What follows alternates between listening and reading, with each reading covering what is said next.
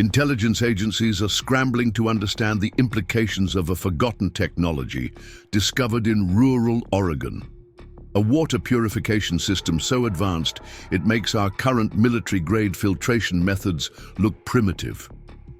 This remarkable system, developed during the Cold War but hidden from public knowledge for decades, could revolutionize survival tactics in contaminated environments worldwide. Government officials confirm this technology could save thousands of lives in disaster zones where clean water access has been compromised. The system was designed by a brilliant scientist who feared its weaponization, so he concealed it within an ordinary-looking well on a family orchard, where it remained hidden until one woman's curiosity led her to unlock its secrets. Before we jump back in, tell us where you're tuning in from. And if this story touches you, make sure you're subscribed, because tomorrow I've saved something extra special for you. The letter arrived on a Tuesday, its official embossed seal, standing in stark contrast to the stack of bills beside it.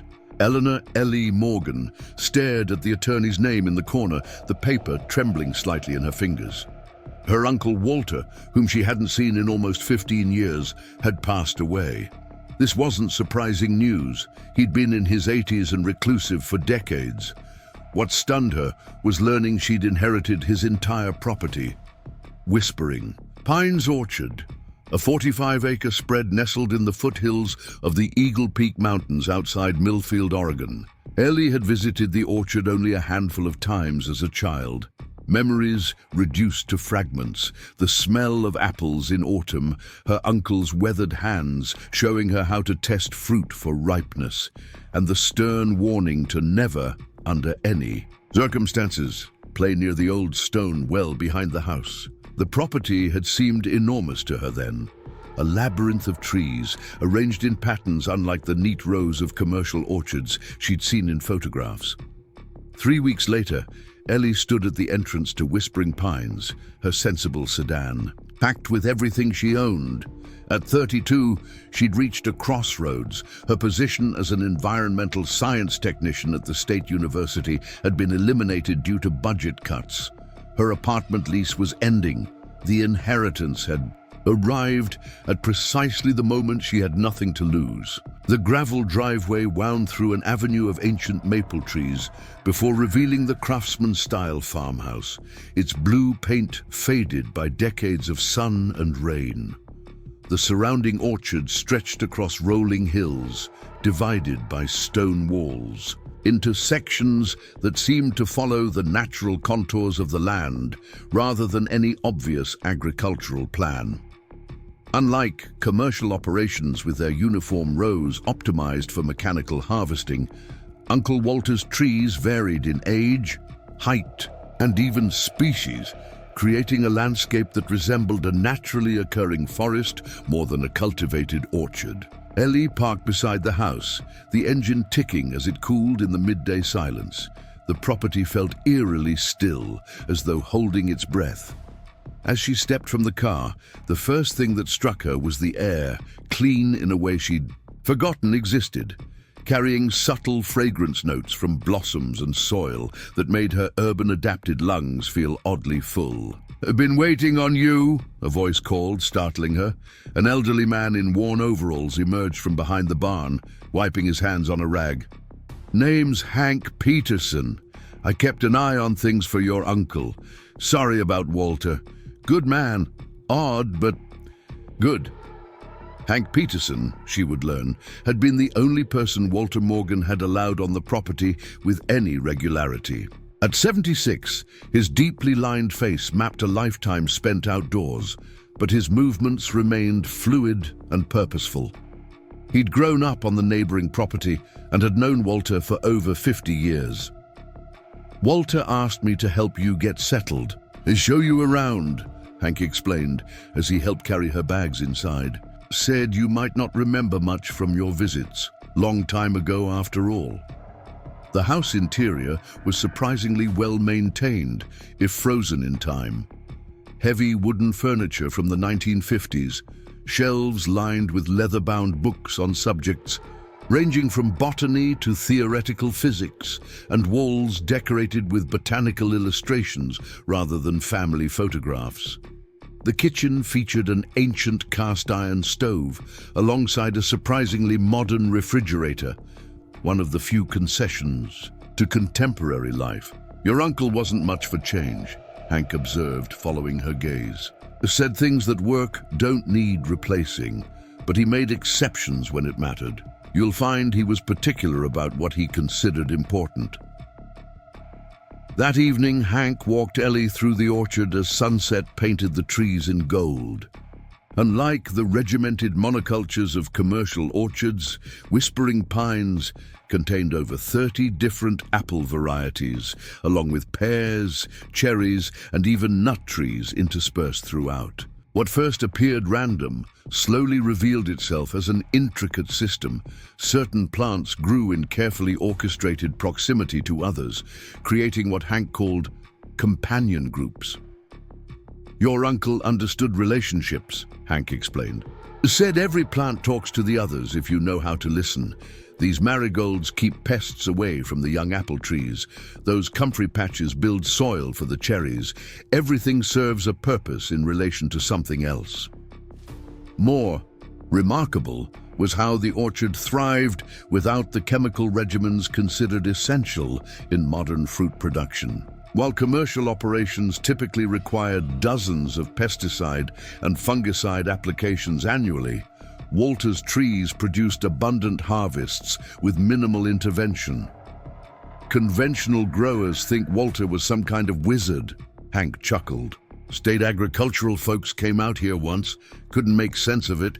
Trees shouldn't be this healthy without chemicals, they said. Your uncle just smiled and offered them cider." The orchard's mysterious success had not gone unnoticed in agricultural circles. According to Hank, Walter had regularly turned down substantial offers from companies wanting to study his methods. Nexus Agricultural Technologies had been particularly persistent, sending representatives quarterly for nearly a decade. Walter had rebuffed them all. He wasn't against sharing knowledge, Hank clarified as they walked back toward the house. Just said they were asking the wrong questions. They wanted isolated techniques they could patent and sell. Walter kept saying his approach wasn't about techniques, but relationships. They never understood what he meant. As darkness fell, Hank pointed toward a stone structure partially visible behind the house, the well Ellie had been warned about as a child. Unlike typical water wells with a simple bucket and pulley system, this one featured an unusual circular stone enclosure topped with a heavy wooden lid secured by a strange-looking metal mechanism. "That's the one thing Walter was absolutely clear about," Hank said, his voice taking on a serious tone. "Nobody opens that well, not me, not visitors, nobody. He maintained it himself, always alone. Checked it every first day of the month, like clockwork." When Ellie asked why, Hank shrugged. "Never said exactly, just that it was important and potentially dangerous if mishandled. Your uncle was a private man, especially about that well. I respected his boundaries." Hank departed with a promise to return the following morning, leaving Ellie to settle into the house that was now inexplicably hers. She spent the evening exploring rooms filled with her uncle's possessions, artifacts of a life she had barely intersected with her own. In the study, shelves sagged under the weight of journals, meticulously dated and organized, recording decades of observations about the orchard's cycles. Walter's handwriting evolved over the volumes, from the precise script of a young man to the slightly wavering hand of his later years, but his methodical documentation never faltered. Most interesting were the margins of these journals, filled with complex calculations, molecular diagrams, and references to research papers that seemed incongruous with the image of a simple orchardist. Ellie's environmental science background allowed her to recognize sophisticated concepts in soil microbiology and botanical chemistry that exceeded what she'd expect from even the most educated farmer. "Who were you really, Uncle Walter?" she murmured, running her fingers along the spines of technical textbooks that would challenge graduate-level physics students. The first week passed in a blur of practical tasks, learning the properties, maintenance routines, understanding irrigation systems, and cataloging equipment. Hank proved invaluable, patiently explaining Walter's approach to orchard management. Each morning revealed new details about her uncle's careful stewardship, how he'd placed beehives strategically throughout the property, engineered swales to maximize water retention during dry months, and cultivated specific ground covers for natural pest control. The local community regarded whispering pines with a mixture of respect and curiosity.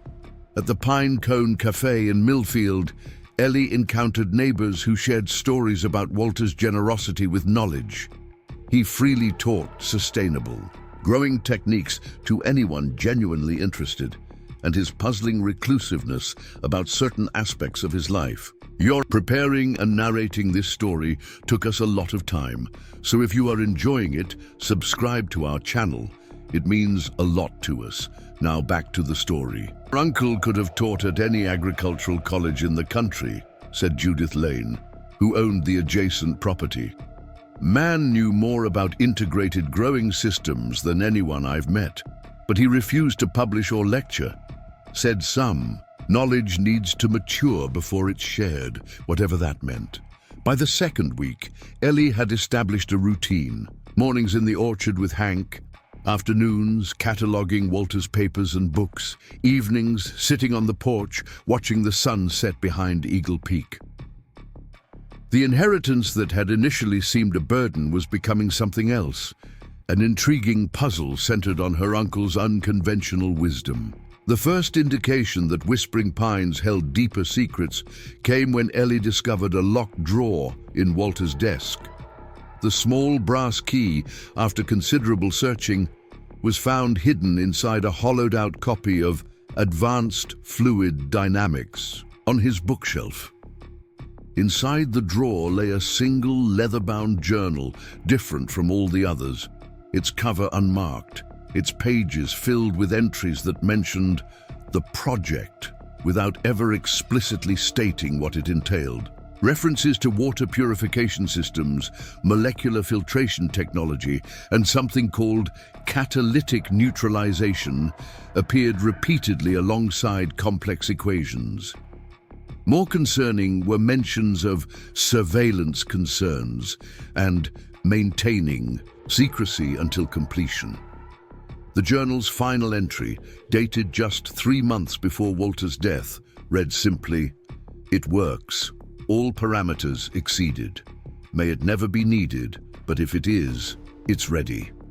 Ellie's scientific curiosity, dormant during her years of routine lab work, reawakened with growing intensity.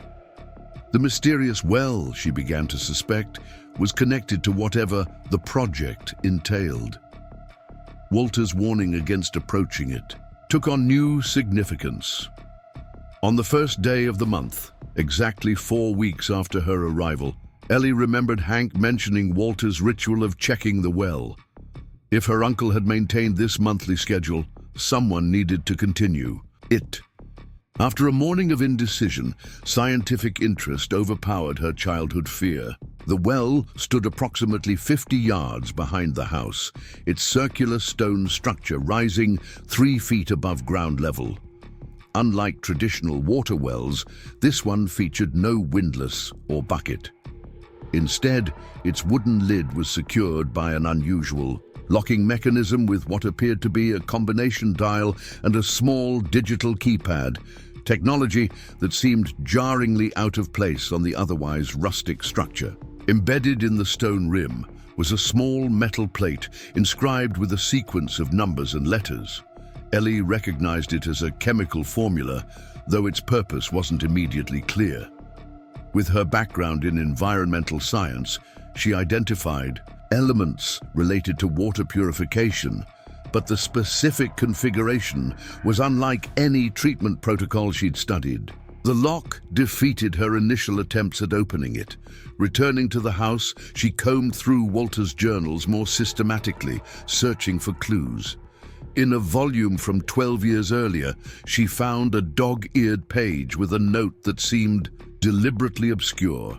Access sequence unchanged. Always remember, birth date plus mother's maiden name plus discovery date. Walter's birth date she knew. Her grandmother's maiden name, Barrett, had been mentioned in family stories. But what discovery?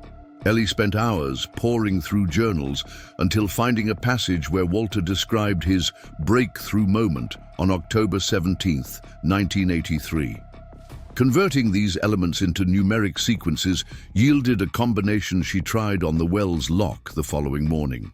The mechanism opened with a soft click. The heavy wooden lid lifted on counterweighted hinges, revealing not the dark shaft of a typical well, but a softly illuminated cylindrical chamber lined with a material that resembled brushed stainless steel. Instead of a water surface below, there was a landing with a spiral staircase descending into the earth. Cool air carrying a faint metallic scent rose from the opening. "What on earth did you build, Uncle Walter?" Ellie whispered, staring into the mysterious structure. The staircase, constructed of the same metallic material as the chamber walls, descended approximately 30 feet before opening into a circular room perhaps 20 feet in diameter. The space was dominated by concentric rings of what appeared to be filtration components surrounding a central column. Softly glowing display panels showed active monitoring of various parameters. Water flow rates, contamination levels, power consumption, all functioning despite Walter's absence.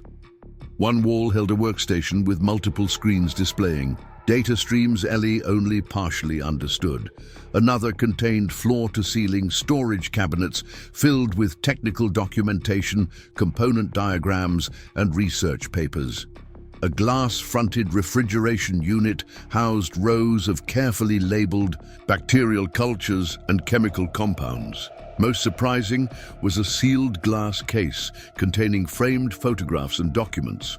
Walter, in military uniform, shaking hands with generals and government officials, security clearance certificates, and project authorization papers, with most content redacted. The centerpiece was a group photograph from 1978, showing Walter alongside 7 other scientists, all standing before a building labeled Advanced Environmental Protection Research Facility. Ellie spent hours examining the underground laboratory, her environmental science training allowing her to grasp the general purpose, if not the specific mechanisms. Walter had created a water purification system of extraordinary sophistication, one capable of removing not just common contaminants, but apparently designed to neutralize chemical weapons, radiation, and biological agents with an efficiency that seemed decades ahead of current technology. Why would a humble orchardist build such a system beneath his property? The question haunted her as she carefully resealed the well and returned to the house. The most troubling aspect wasn't the technology itself, but the evident secrecy surrounding it. Walter had hidden this facility from everyone, including the government that had apparently once employed him. That evening, Ellie began systematically reviewing Walter's personal papers, searching for context that might explain his clandestine project. In a hidden compartment within his wardrobe, she discovered a sealed envelope addressed simply, "For my successor." Inside was a letter written in Walter's precise hand, "My dear Eleanor. If you're reading this, you've discovered what lies beneath the well. I apologize for the secrecy, but it was necessary. What began as government research in the 1970s evolved into something I couldn't entrust to institutional control. I was recruited from MIT in 1972 to develop water purification technologies for military applications. My team created systems that could render contaminated water potable in disaster zones and battlefield conditions. But as Cold War tensions escalated, our research was redirected toward weaponization, converting purification technology into its opposite, developing methods to contaminate enemy water supplies while protecting our own. I couldn't participate in research that violated my ethical principles, so I officially resigned in 1983. However, I continued developing the purification technology independently, using my family orchard as cover.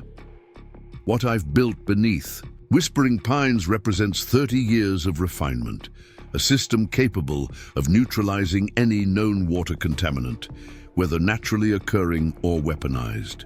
The orchard isn't merely camouflage.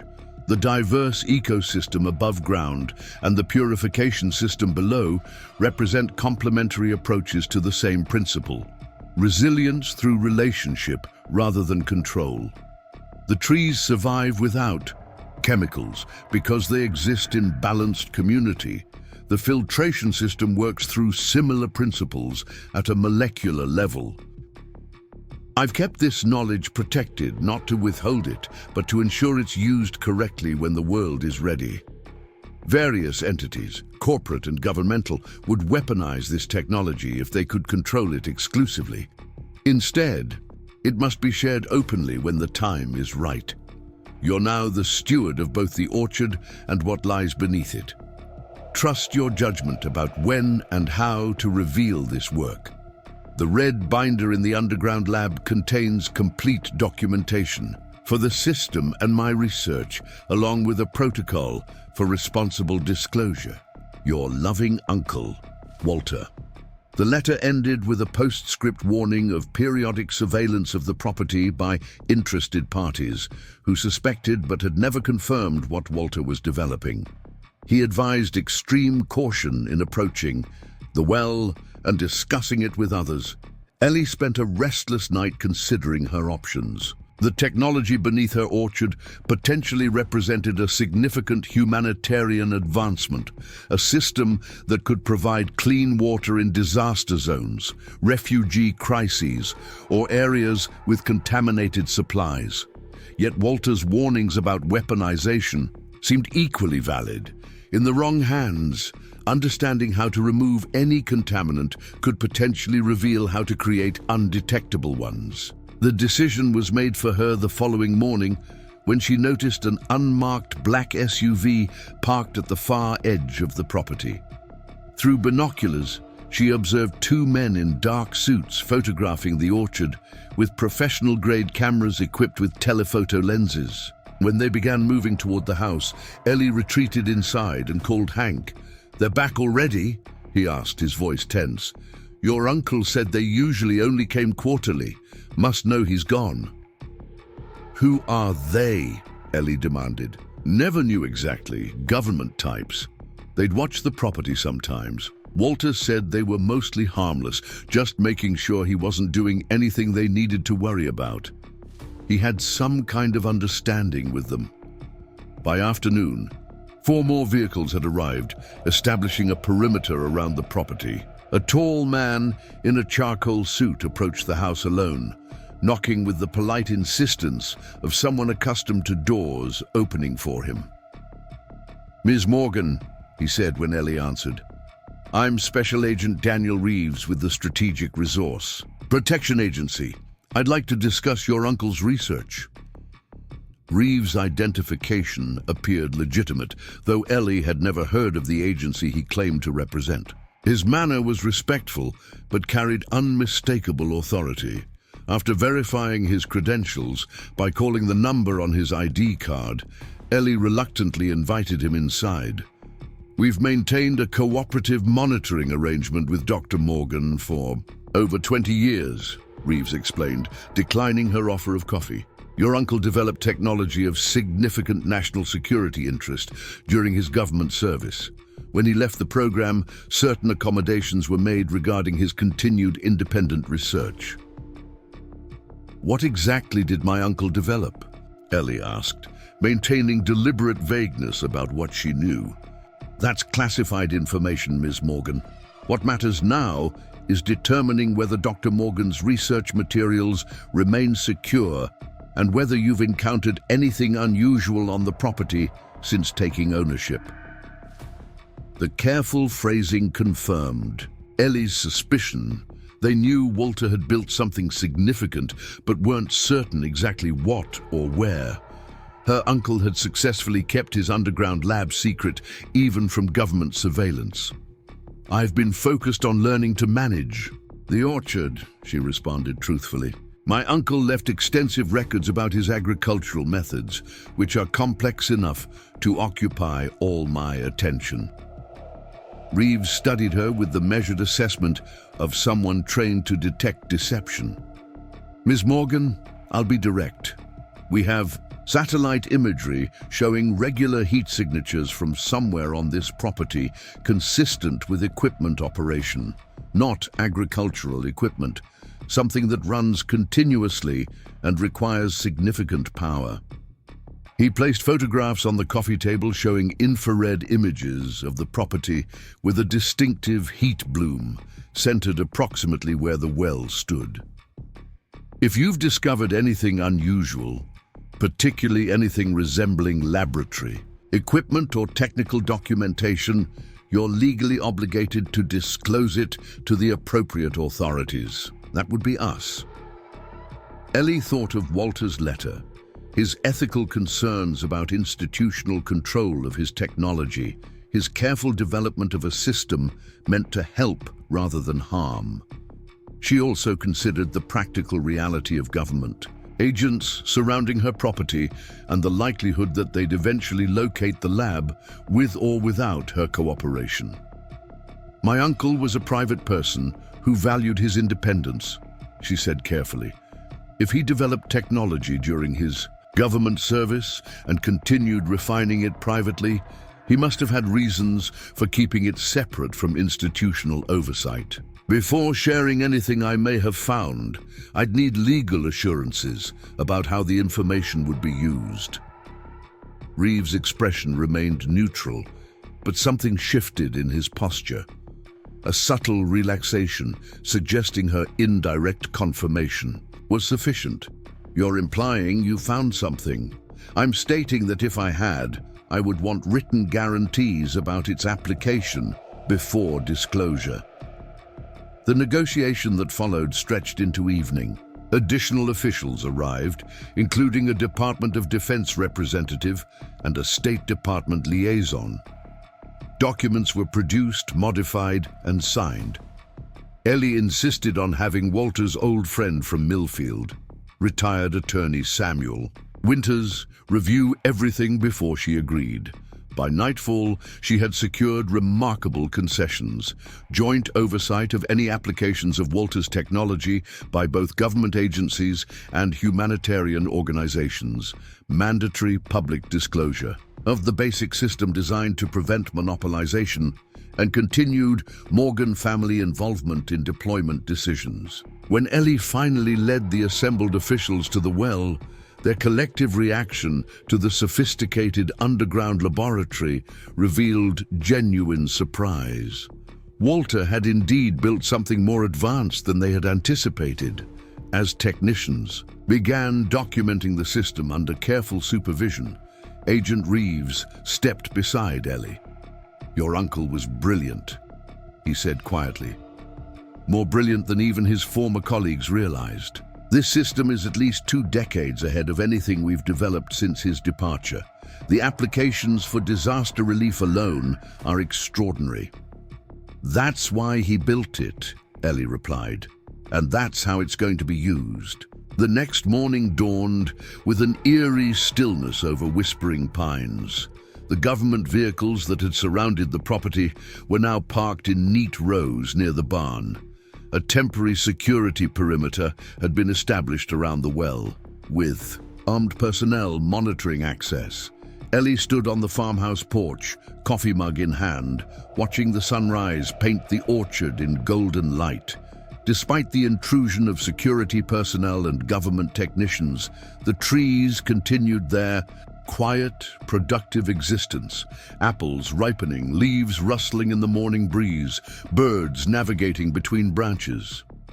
There was something reassuring in their constancy amid the sudden upheaval. Hank's truck rumbled up the driveway at his usual early hour. He parked beside the barn and walked toward her, his expression conveying both curiosity and concern. "Quite the operation they've set up," he observed, accepting the mug of coffee she offered. "Walter always said they'd come in force if they ever discovered what he was working on." "You knew about the lab?" Ellie asked, surprised. Hank shook his head. "Not specifically, just that Walter was working on something important beyond the orchard. He mentioned once that if men in suits ever showed up asking questions after he was gone, I should tell you to trust your instincts about what to share and what to protect." The day unfolded with methodical precision as government specialists documented every aspect of Walter's underground laboratory. Dr. Carolyn Mercer, a senior scientist from the Department of Defense Research Division, emerged as the team leader, a brisk, efficient woman whose initial skepticism gradually transformed into reluctant admiration. "Your uncle was working with principles we've only begun exploring in the last 5 years," she told Ellie during a brief break. "Some of his applications defy current theoretical models. We'll need at least a month to fully document everything." "You have 1 week," Ellie replied firmly. "After that, the system will be transferred to a joint oversight committee as specified in our agreement." Dr. Mercer clearly wasn't accustomed to having her timeline challenged, especially by someone she viewed as a civilian. "Ms. Morgan, with all due respect, this technology has significant national security implications. Proper documentation requires—" "My uncle spent 30 years developing this technology specifically to prevent it from being controlled exclusively by any single government or corporation," Ellie interrupted. "The agreement your superiors signed yesterday acknowledges that principle. 1 week should be sufficient for preliminary documentation. After that, your team can continue working alongside humanitarian and environmental representatives." Their standoff was interrupted by Agent Reeves, who had been maintaining careful balance between government interests and Ellie's concerns. "Dr. Mercer, the agreement stipulates collaborative oversight beginning next Monday. Your team should prioritize critical documentation within that time frame." As the government scientists continued their work, Ellie devoted herself to thoroughly reviewing the red binder Walter had mentioned in his letter. It contained not just technical specifications for the purification system, but a carefully developed protocol for responsible disclosure and implementation. Walter had anticipated nearly every scenario now unfolding, including detailed guidance for negotiating with government agencies. Most remarkable was his clear vision for how the technology should benefit humanity. Gradual deployment, prioritizing areas with contaminated water supplies, open-source distribution of core design specifications, and systematic prevention of weaponization applications. He had included legal frameworks, technical safeguards, and ethical guidelines, all developed with painstaking foresight. By midweek, news of the discovery had spread beyond government circles. Ellie received calls from 3 different journalists seeking information about unusual activity at Whispering Pines. Corporate representatives began appearing at the property gates, turned away by security personnel, but leaving business cards with increasingly substantial offers for exclusive consultation. On Thursday morning, Richard Blackwood himself, CEO of Nexus Agricultural Technologies, arrived in a sleek helicopter that landed in the adjacent field. Security initially blocked his approach, but he produced documentation showing he had provided consulting services to Walter years earlier. When Ellie agreed to meet him on the porch, Blackwood wasted no time with pleasantries. "Ms. Morgan, I understand you've discovered your uncle's water purification technology. Nexus has been tracking Walter's research for over a decade. Though he never revealed its full scope, we're prepared to offer unprecedented terms for exclusive development rights." "The technology isn't for sale, Mr. Blackwood," Ellie replied. "And it won't be exclusively controlled by any entity, governmental or corporate." Blackwood's practiced smile didn't waver. "Perhaps I haven't made myself clear. We're talking about a technology with applications worth billions across multiple industries.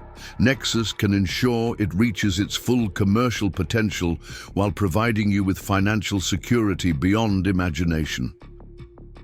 "My uncle was explicit about his intentions," Ellie said.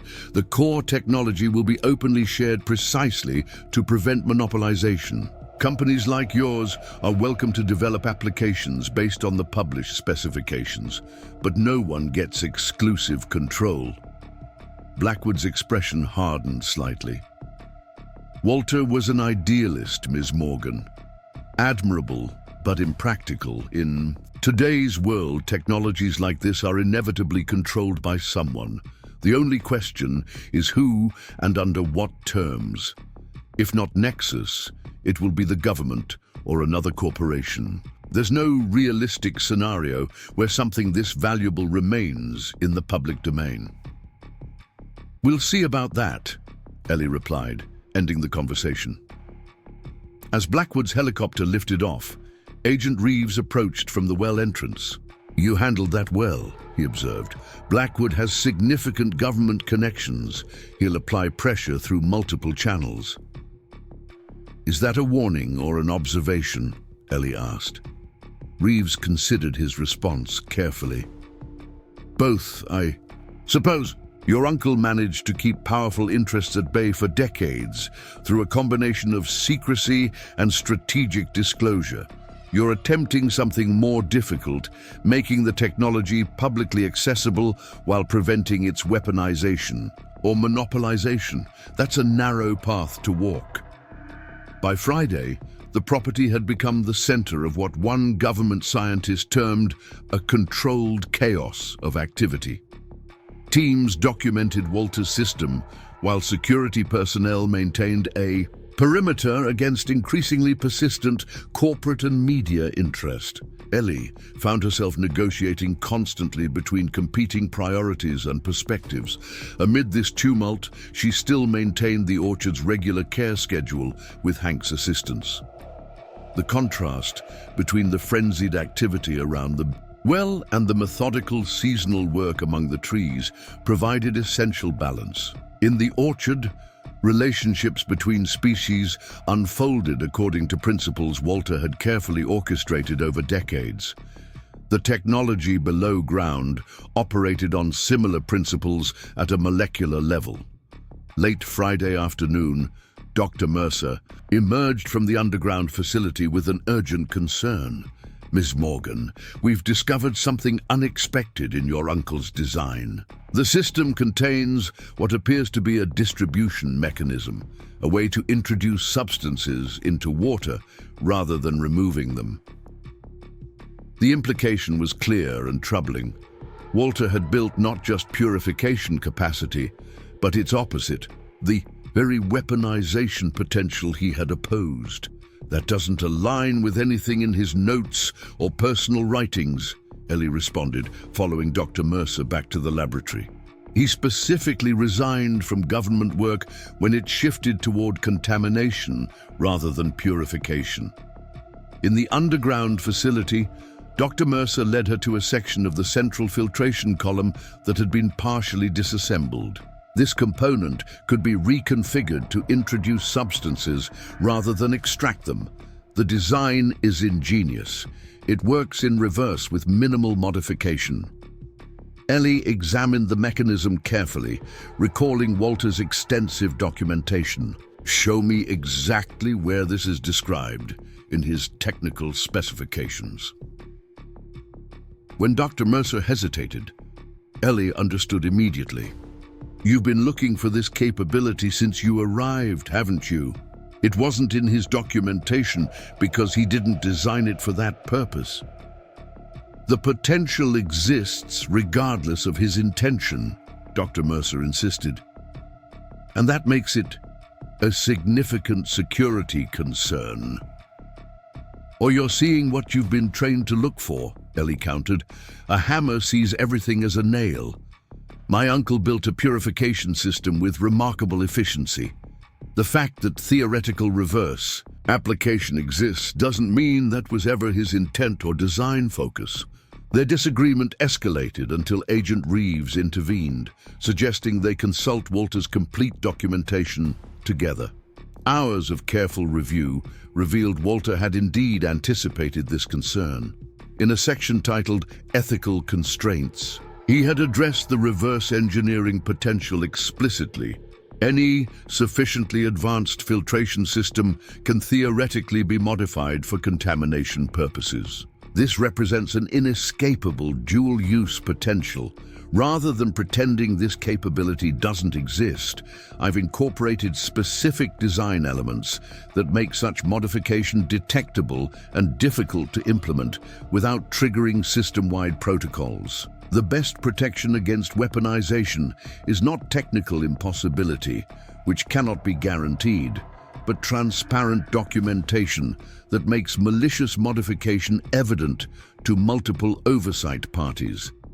Walter had designed not just a purification system, but a framework for ensuring its ethical use, one that acknowledged inherent risks while creating structural safeguards against misapplication. The approach reflected his fundamental philosophy: resilience through relationship rather than control. Instead of attempting to make weaponization technically impossible, he had made it institutionally difficult by ensuring any such attempt would be visible to multiple oversight parties. By Sunday evening, as the government's exclusive documentation period neared its end, tensions peaked when a senior Defense Department official arrived unannounced. Admiral James Harrington introduced himself as Director of Strategic Technologies and immediately requested a private meeting with Ellie. "Ms. Morgan, I'll be direct," he began, once they were alone in Walter's study. "The technology your uncle developed has been classified as critical to national security under Executive Order 132556.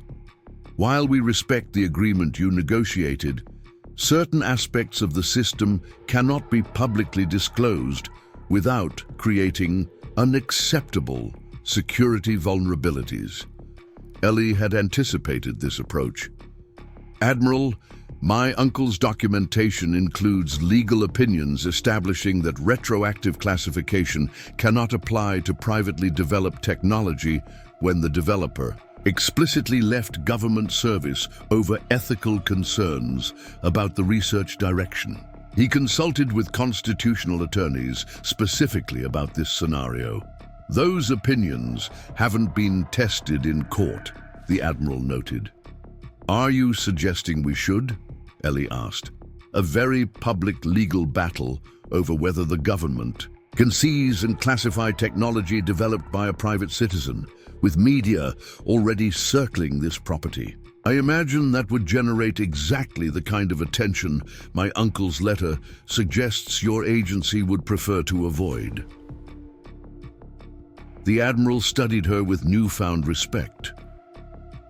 "You're more formidable than our briefing suggested, Ms. Morgan." "I'm simply honoring my uncle's wishes, Admiral. He believed this technology could help millions of people if deployed correctly. He also recognized its potential for misuse if controlled exclusively by any single entity, governmental or corporate." Their negotiation continued late into the night, resulting in a revised agreement that maintained public disclosure of core purification principles while establishing multi-stakeholder oversight for specific technical implementations. Walter's approach had prevailed, not through confrontation, but through careful anticipation of competing interests and creation of balanced accountability structures. Monday morning brought the transition Walter's protocol had specified, representatives from humanitarian organizations, environmental agencies, and public health institutions arriving to join the documentation and development process. The property, transformed from a secured government site to a collaborative research hub with multilateral oversight. Dr. Leila Hamid from the International Water Security Institute emerged as a key ally in implementing Walter's vision. With decades of experience in water purification deployment across crisis regions, she immediately grasped both the technical and ethical dimensions of his approach. Your uncle understood something fundamental that most technological innovators miss, she told Ellie as they walked the orchard perimeter. Technology without appropriate social structures inevitably amplifies existing power imbalances. He designed not just a purification system, but a governance framework to ensure its equitable implementation. The collaboration that developed over subsequent weeks reflected Walter's comprehensive approach. Technical teams documented and refined the purification principles, while governance specialists developed implementation frameworks. Field deployment specialists began designing modular versions that could be adapted to various contamination challenges worldwide. Throughout this process, Ellie maintained regular orchard maintenance alongside Hank, finding essential balance in the rhythms of seasonal work. The contrast between urgent technological development and patient agricultural stewardship provided perspective that informed her decisions about Walter's legacy. 1 month after discovering the underground laboratory, Ellie hosted a demonstration for implementation partners. A modular version of Walter's system, approximately 1/10 the size of his original, successfully purified water contaminated with multiple industrial chemicals, agricultural runoff, and even radioactive particles. The efficiency exceeded anything currently deployed in disaster response scenarios. This technology could transform our approach to water contamination events worldwide, Dr. Hamid observed as technical teams analyzed the results. From industrial accidents to natural disasters to regions suffering from legacy pollution, the applications are extraordinary.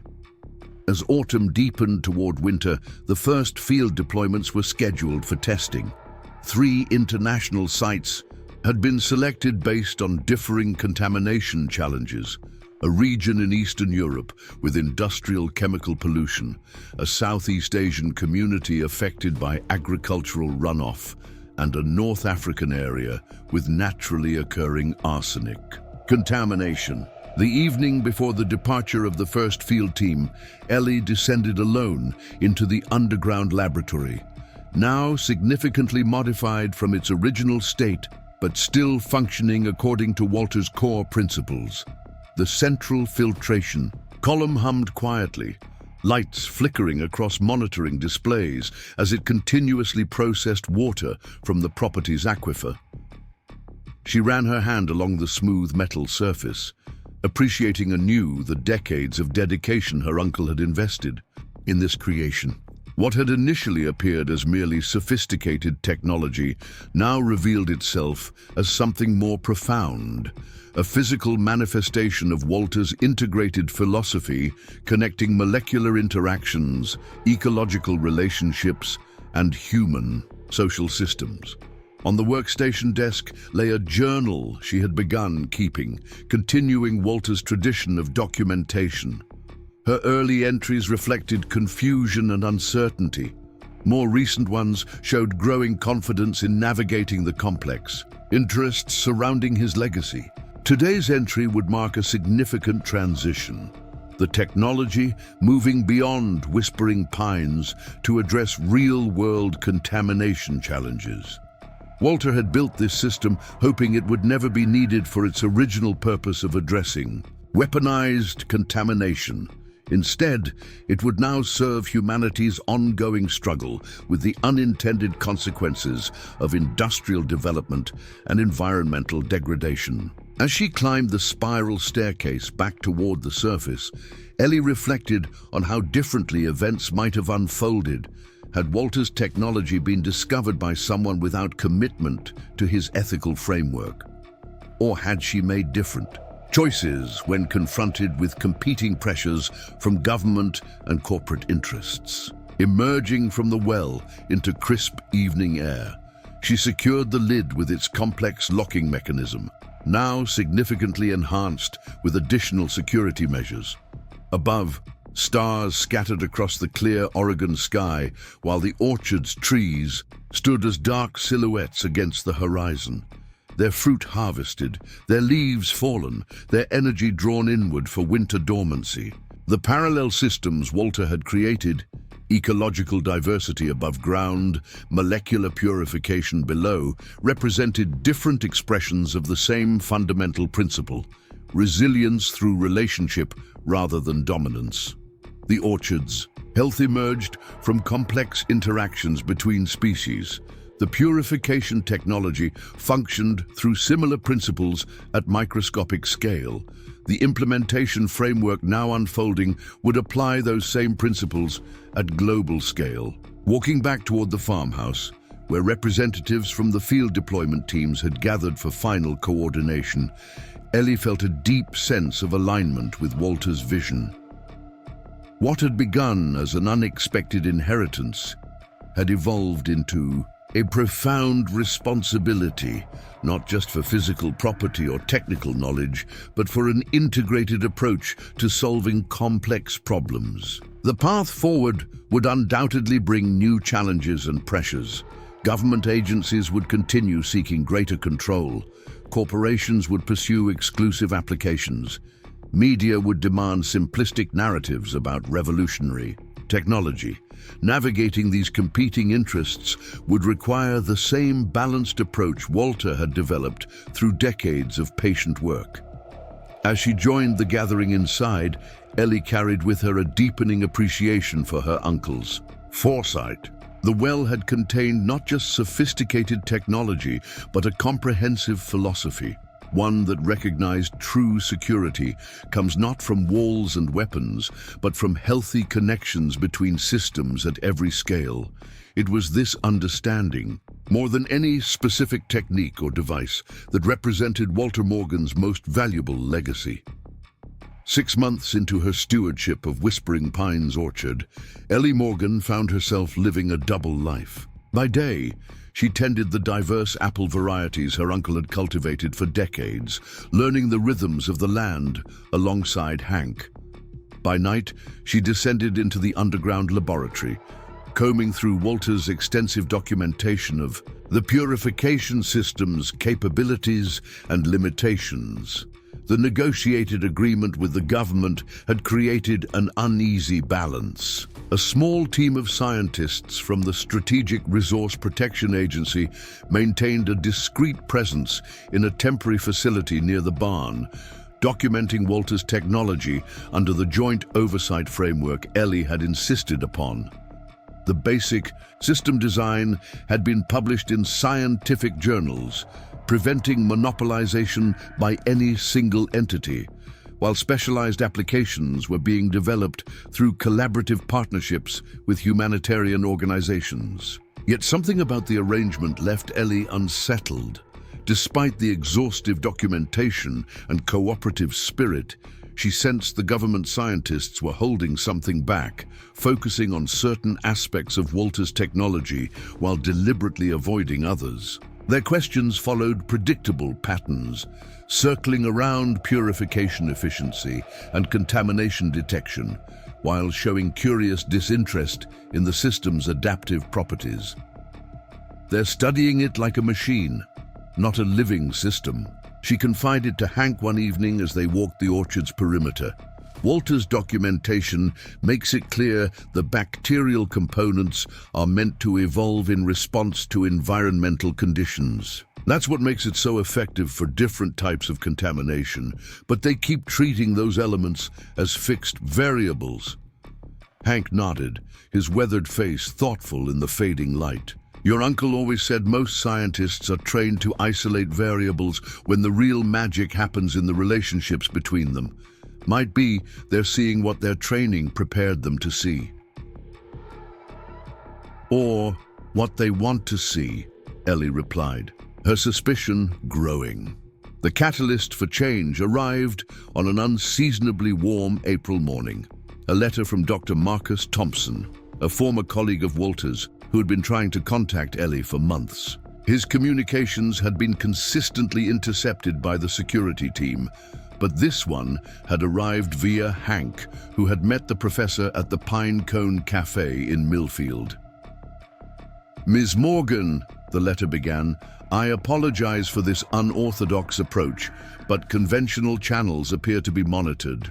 I worked with your uncle at MIT in the early 1970s before his recruitment to the Advanced Environmental Protection Research Facility.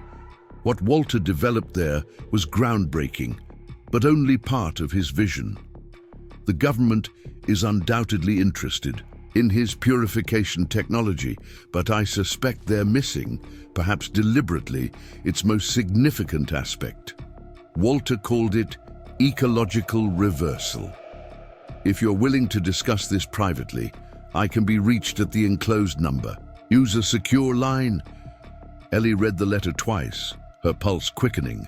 The term ecological reversal appeared nowhere in the documentation the government scientists had been studying, yet it sounded exactly like something Walter would conceptualize: turning environmental damage back upon itself through systematic intervention.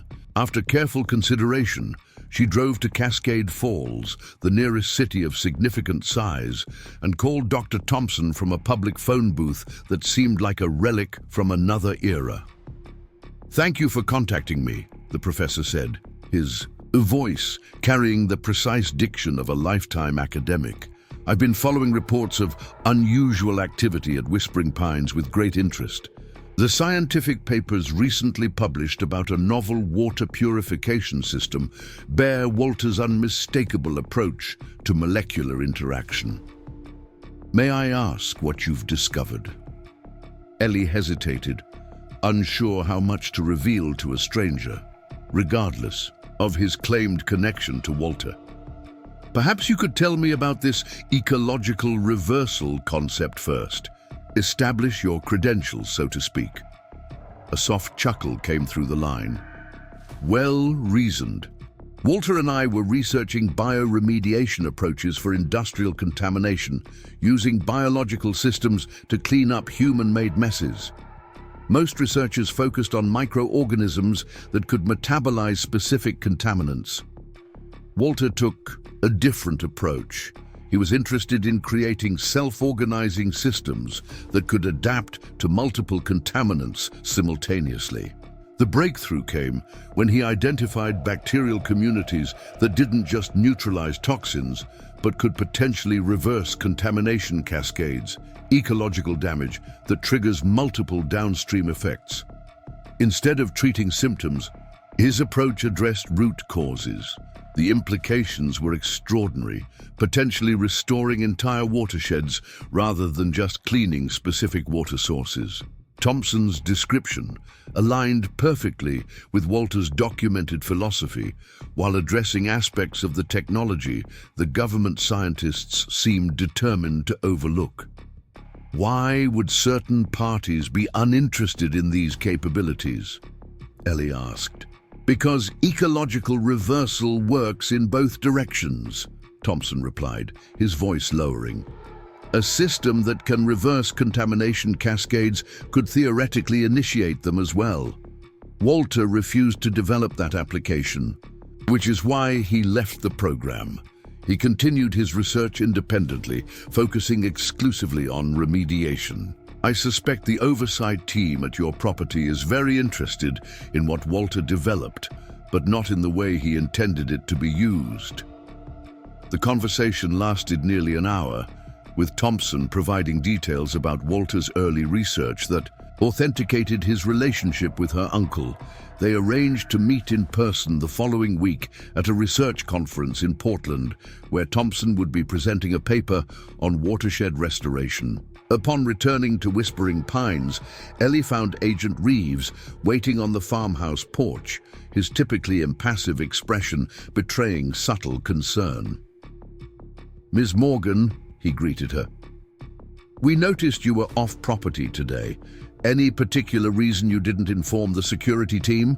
I wasn't aware my movements were being monitored," Ellie replied coolly. "The agreement specifies oversight of the technology, not surveillance of me personally." Reeves had the grace to look slightly uncomfortable. Standard security protocol for a sensitive research site. Nothing personal. Dr. Mercer was hoping to review some additional documentation with you regarding the bacterial filtration components. I'll be available tomorrow morning, Ellie said, maintaining a neutral tone while inwardly processing what Thompson had revealed. Right now, I need to check irrigation systems before dark. That evening, Ellie began systematically reviewing Walter's journals again, this time searching specifically for references to ecological reversal. In a volume from 1986, 3 years after leaving government service, she found the first mention. The ER principles function in laboratory conditions. Bacterial communities establish self-sustaining remediation cycles when introduced to contaminated samples. Next phase, scaling from controlled environment to natural watershed testing. Subsequent journals documented Walter's careful development of what he eventually termed biocatalytic remediation networks, bacterial communities designed to trigger cascading purification effects throughout water systems. The approach differed fundamentally from conventional water treatment, which typically addressed contamination at specific points rather than initiating system-wide restoration.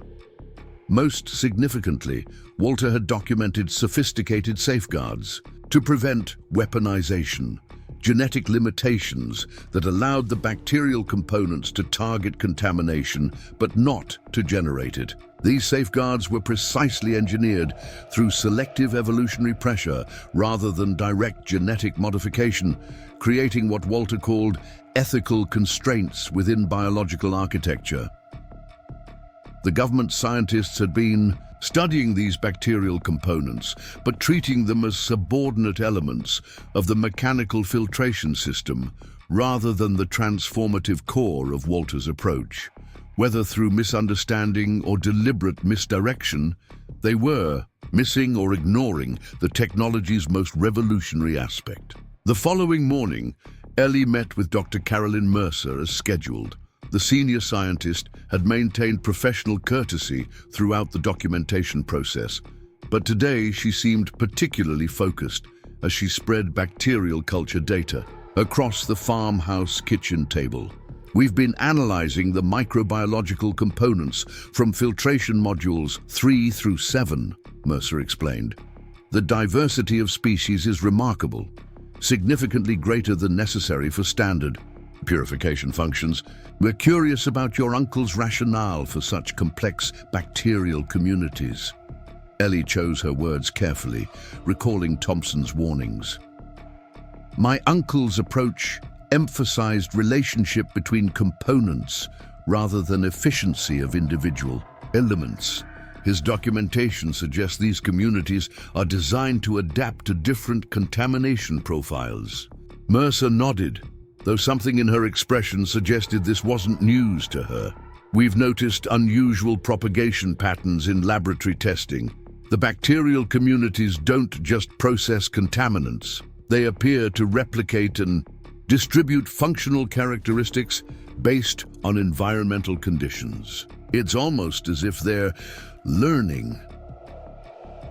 That sounds consistent with my uncle's ecological approach, Ellie replied neutrally. Living systems adapt. That's their nature. Indeed, Mercer agreed.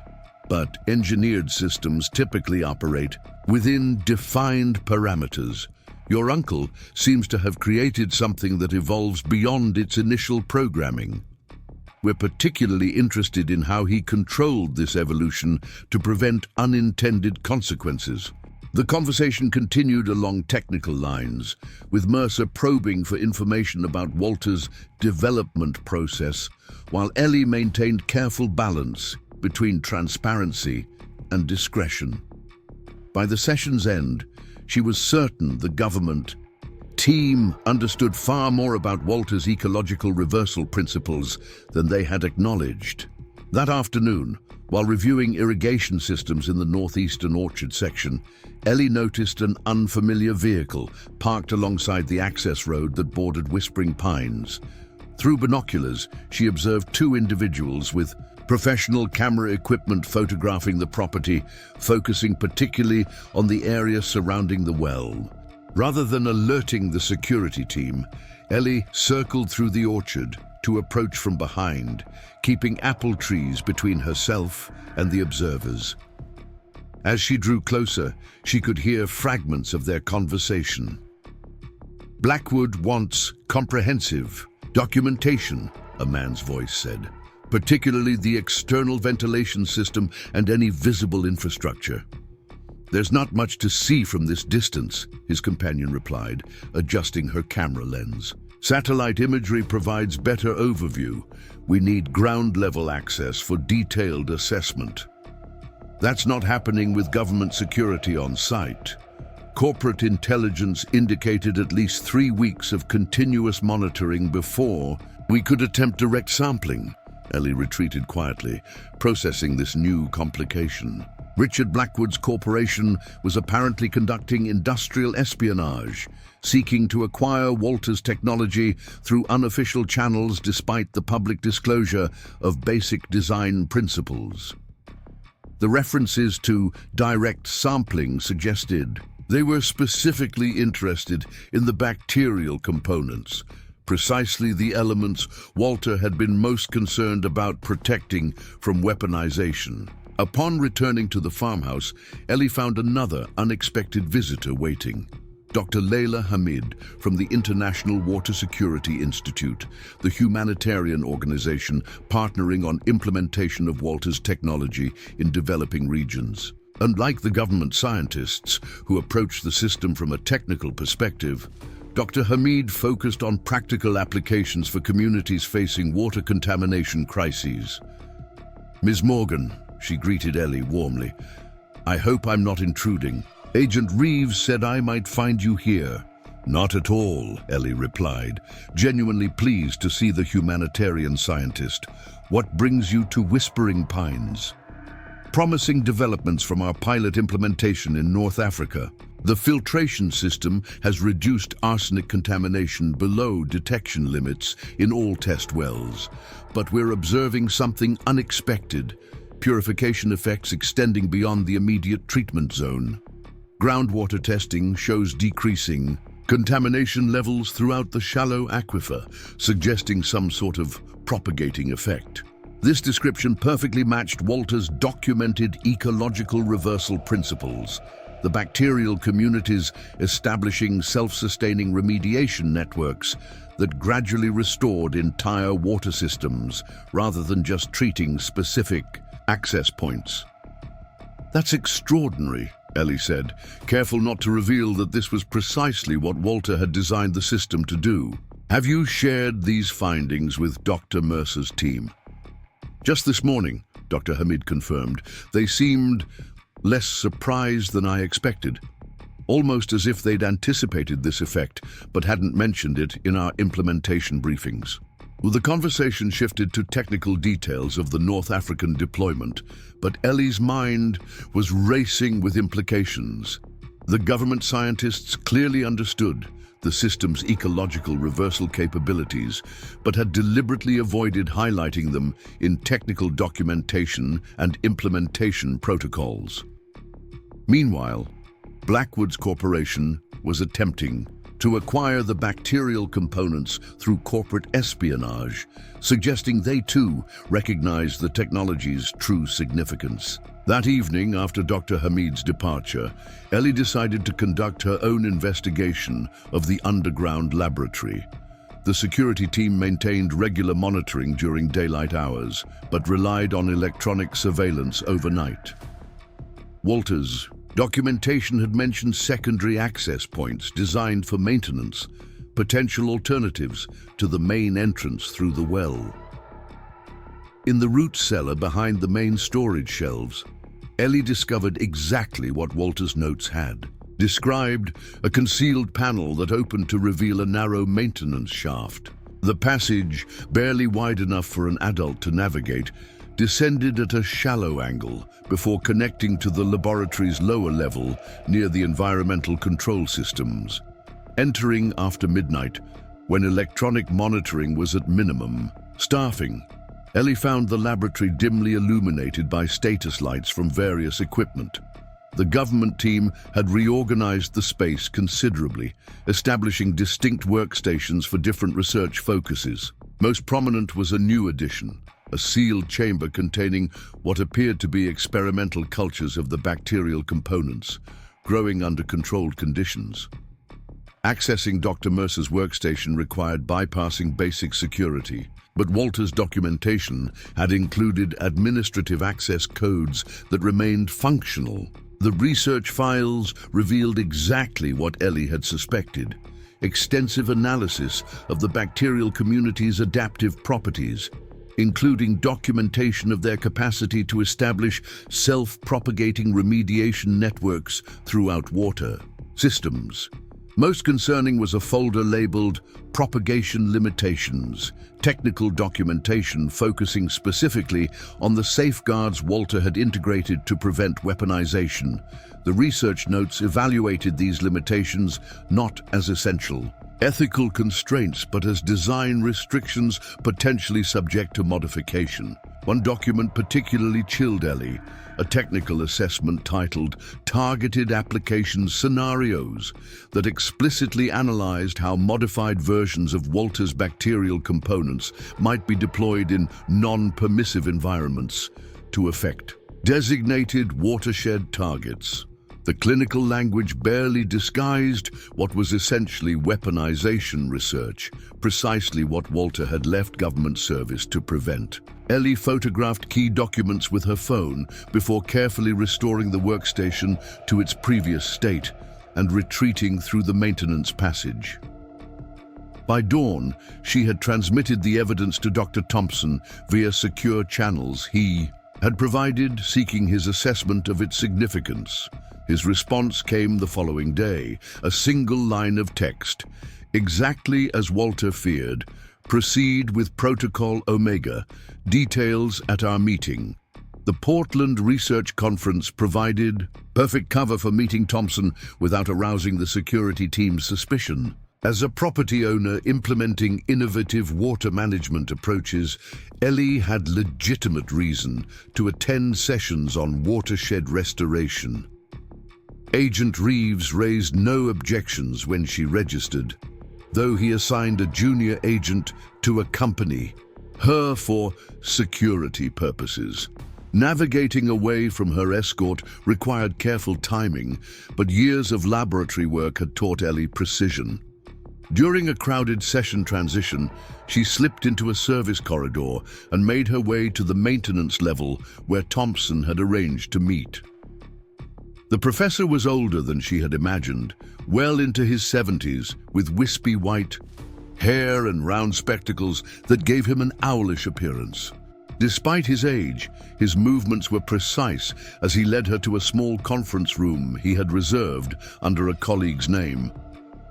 "Your uncle anticipated this scenario decades ago," Thompson explained after reviewing the documents Ellie had photographed. When he left government service, he recognized the dual-use potential of his research. He knew that even if he focused exclusively on beneficial applications, others would eventually recognize weaponization possibilities. That's why he developed Protocol Omega, a contingency plan in case his technology was ever threatened with weaponization. The bacterial components at the core of his system contained carefully designed genetic limitations, preventing them from being repurposed for contamination rather than purification. But these limitations could potentially be overcome through directed evolution in laboratory conditions.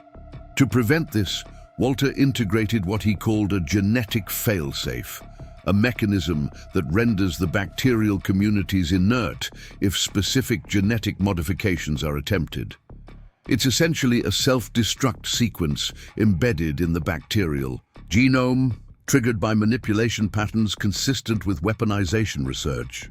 Ellie processed this information, recognizing its alignment with Walter's documented ethical framework.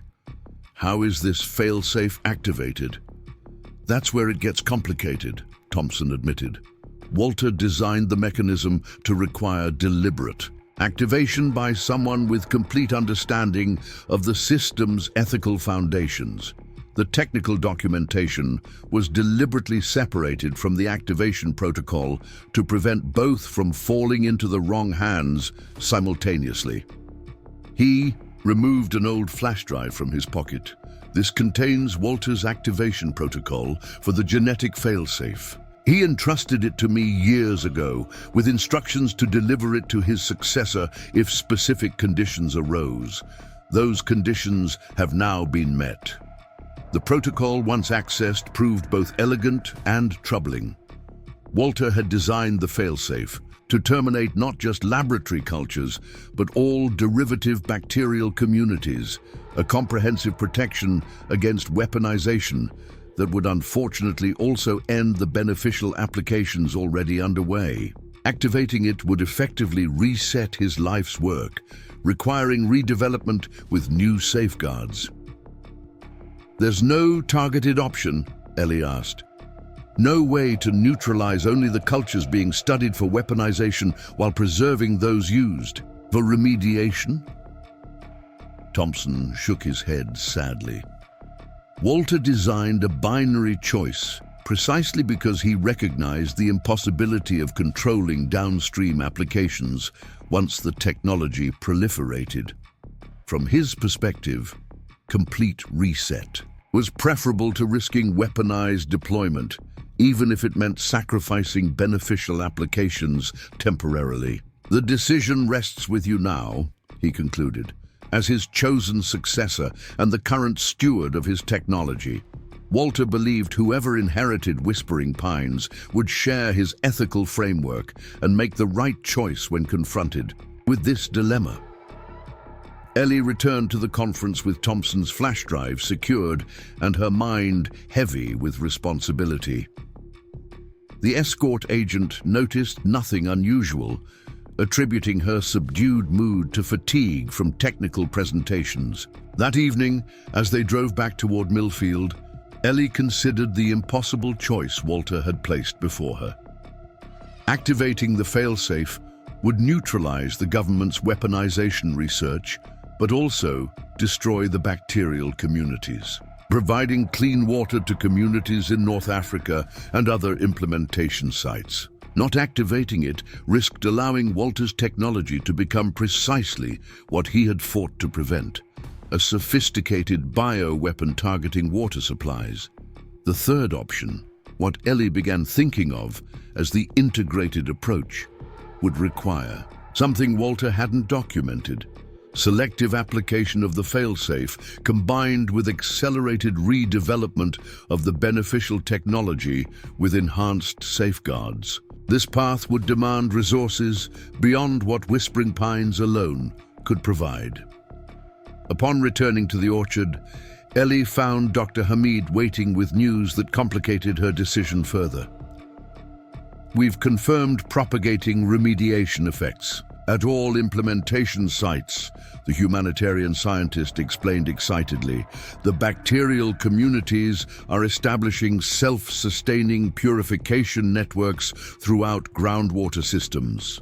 In Eastern Europe, contamination levels have decreased by 64% in areas up to 12 kilometers from the treatment facilities. It's unprecedented restoration capacity." The images Dr. Hamid shared showed exactly what Walter had envisioned: ecological, reversal principles operating at watershed scale, gradually restoring damage from decades of industrial contamination.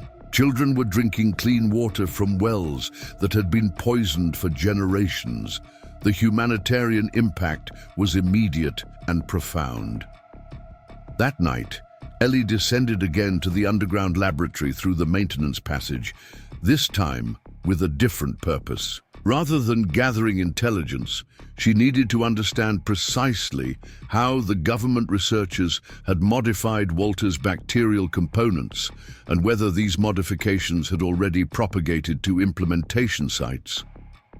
The experimental cultures in the sealed chamber showed clear signs of directed evolution, carefully controlled conditions designed to select for specific traits across multiple generations. According to the research notes, Dr. Mercer's team was specifically targeting the genetic limitations Walter had integrated as ethical constraints, attempting to develop variants that could be reprogrammed for what they termed selective environmental modification. Most concerning was documentation showing these experimental cultures were being periodically synchronized with the bacterial communities used in field deployments, ostensibly to maintain consistency across applications, but effectively creating a backdoor for introducing weaponized variants into existing remediation networks.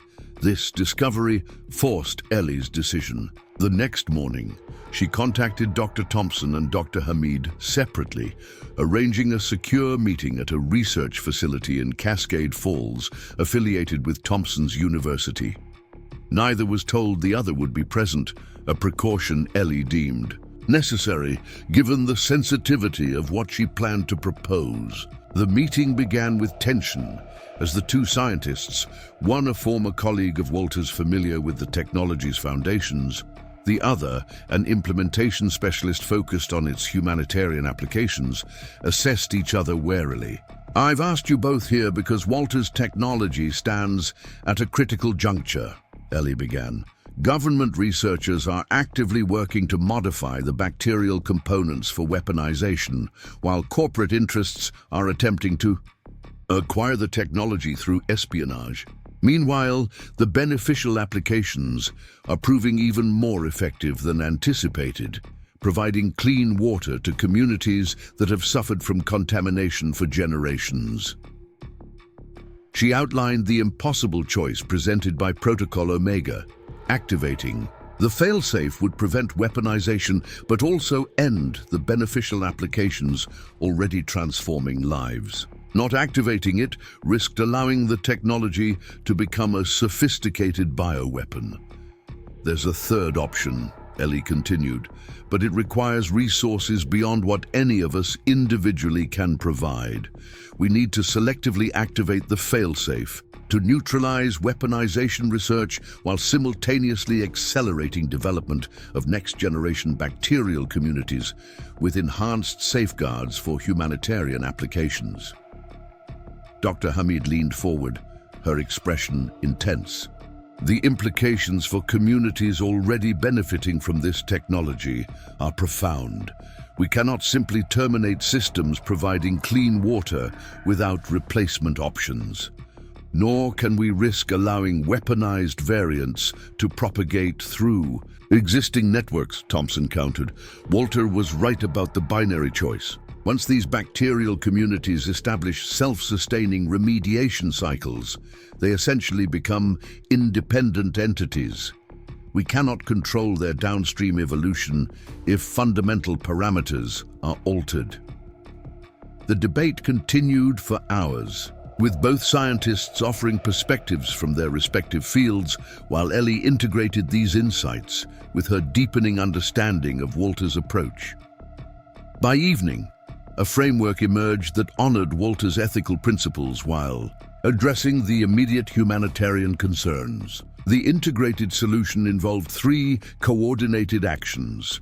First, targeted activation of the genetic failsafe specifically within the government research facility, neutralizing experimental cultures without affecting field deployments. Second, accelerated development of next-generation bacterial communities with enhanced safeguards against weaponization. And third, establishment of an independent oversight body with multilateral representation to ensure future implementations maintained Walter's ethical constraints. Implementation required careful coordination and substantial resources, but both scientists recognized the approach as aligned with Walter's fundamental principles, addressing immediate threats while developing sustainable long-term solutions based on relationship rather than control. Dr. Hamid tapped her extensive connections within international humanitarian organizations to secure funding and logistics support, while Dr. Thompson leveraged academic partnerships to establish research capacity for developing enhanced bacterial communities. Ellie's role involved something more delicate, managing the government and corporate interests already circling Walter's technology. Upon returning to Whispering Pines, Ellie found Agent Reeves waiting with uncharacteristic impatience. "Ms. Morgan, we need to discuss security protocols for the laboratory facility. Surveillance detected unauthorized access during your absence. Dr. Mercer is concerned about potential compromise of sensitive research materials." "I'm equally concerned about the nature of that research," Ellie replied, maintaining direct eye contact, particularly the directed evolution experiments attempting to modify the bacterial communities for selective environmental modification. And that terminology barely disguises weaponization research, precisely what my uncle left government service to prevent. Reeves's expression remained neutral, but subtle tension in his posture revealed the impact of her words. "Those experiments fall within the national security parameters of our agreement. The potential defensive applications violate both the letter and spirit of our arrangement," Ellie interrupted. "The agreement specifically prohibited weaponization research using any component of Walter's technology. I've documented these violations extensively and shared them with multiple independent parties as insurance against any attempt to seize control of the property or technology." What followed was the most precarious negotiation since her initial government encounter. Reeves maintained that the research fell within legal parameters, while Ellie countered with specific language from their agreement prohibiting precisely these applications. The standoff continued for days, with Dr. Mercer's team continuing their experiments while Ellie prepared to implement the targeted failsafe. The situation changed dramatically when Dr. Hamid arrived with representatives from 3 international organizations overseeing the humanitarian deployments. Their unified position that any weaponization research violated the implementation agreements their organizations had signed created substantial diplomatic pressure that even the Strategic Resource Protection Agency couldn't easily dismiss. Simultaneously, Thompson activated academic networks documenting the ethical implications of weaponizing environmental remediation technology, generating public awareness that complicated government attempts to classify the research. The resulting media attention forced official acknowledgement of the theoretical research program, though its specific details remained classified. Under mounting pressure, Agent Reeves approached Ellie with a revised proposal. "The agency is prepared to terminate the directed evolution research and transfer all experimental cultures to secure containment for neutralization. In exchange, we request continued documentation access to the beneficial applications and participation in developing enhanced safeguards for future implementations." The offer represented significant concession from the government position, though Ellie recognized it as damage control rather than ethical realignment. After consultation with Thompson and Hamid, she accepted with specific conditions, including independent verification of culture neutralization and multilateral oversight of all future research. The corporate threat from Blackwood's organization proved more challenging to address. Despite increased security, surveillance of the property continued from multiple access points. Intelligence gathered through Dr. Hamid's connections indicated Blackwood was preparing a more aggressive approach, potentially including direct intrusion to obtain bacterial samples. Rather than escalating security measures, Ellie opted for Walter's approach of security through transparency.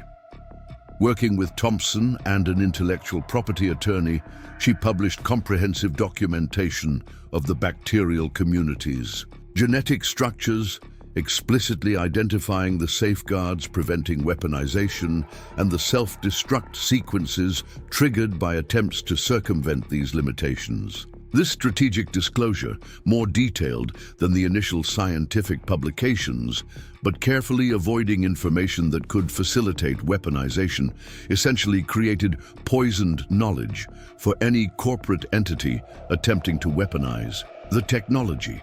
Acquiring the bacterial components became pointless once their deliberate limitations were publicly documented. Blackwood's response came through conventional channels rather than continued espionage. A formal letter proposing a research partnership focused exclusively on environmental remediation applications. The corporate strategy had pivoted from acquisition to collaboration, recognizing that the technology's value lay in its beneficial applications rather than weaponization potential. By midsummer, the integrated approach was showing promising results. Dr. Mercer's experimental cultures had been neutralized through controlled activation of the genetic failsafe, while field deployments continued providing clean water to communities worldwide.